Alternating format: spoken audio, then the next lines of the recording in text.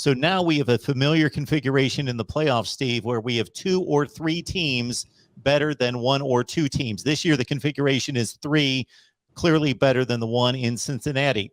Michigan was in line to be given or had earned a number 1 seed. They get leapfrogged by Alabama. Michigan annihilates the number 13 team in the country by 39 points. Alabama, though impressive, was still in a ball game with about 10 minutes left in the game before, pulling away from Georgia. So you got to get through Georgia and Alabama as opposed to a Cincinnati game in round 1. Do you think that was manipulated in some fashion? I mean, first of all, anytime there's a human element, there's manipulation, Mark. It's just a matter of whether it's justifiable manipulation or not. I mean, I would have voted Michigan number 1. But frankly, it's because to me, I think the resumes of Michigan and Alabama are so close that my fandom then comes into play. I'll remove as much of my fandom in making predictions as I can. But if it's close, then the fandom comes into play. Okay. But I don't really have an intellectual issue. There's only 2 teams that have been ranked number 1 all year, Alabama and Georgia.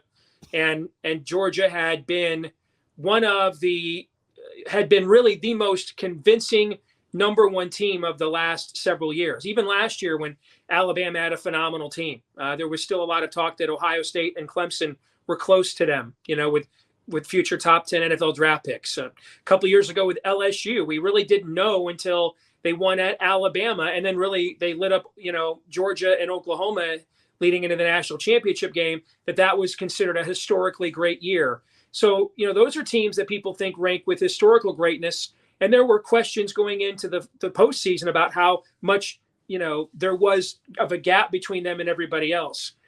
That we had no conversations like that about Georgia. I mean, in the back of my mind, I always kind of looked at the list of quarterbacks they were playing every week and wondered what would happen if they actually had to play, a competent to explosive one. But that was that's more of a theoretical analysis where you're kind of looking for an angle, to not be impressed. So I don't have a problem with Alabama taking the team that was a unanimous number 1 for a month and a half and basically taking them behind the woodshed and being ranked number 1 when they were the number 1 team before that. I don't have an issue for it. Obviously, as a Michigan fan, I'd rather play Cincinnati than Georgia and Alabama back to back. But from an analytical standpoint, I don't have an issue with it.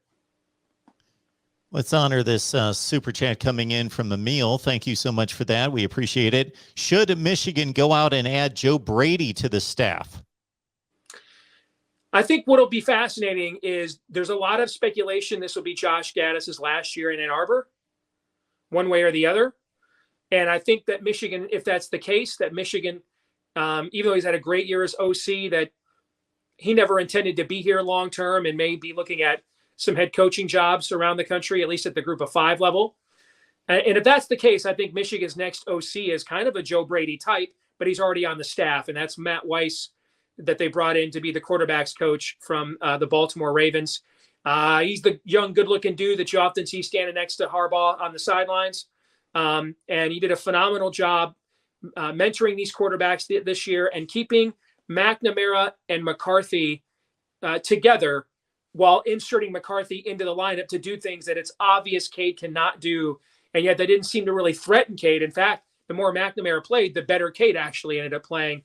I think he's in line to be the next OC at Michigan if and when Josh Gaddis moves on. But of course, you look at what Joe Brady did 2 years ago with that LSU program. If I were Brian Kelly at LSU, that's maybe a phone call I'd be making like yesterday, but without the made-up Southern twang. It was quite amusing for me to even catch on to that. It was pretty obvious.